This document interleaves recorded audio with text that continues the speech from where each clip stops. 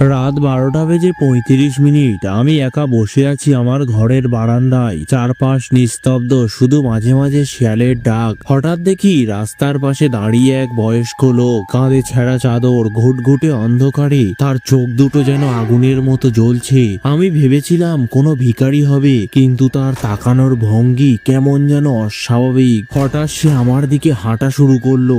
আমার বুকের ধুকপুকুনি বাড়তে লাগলো। দরজা বন্ধ করতে যাব, এমন সময় দেখি লোকটা কোথায় গেল।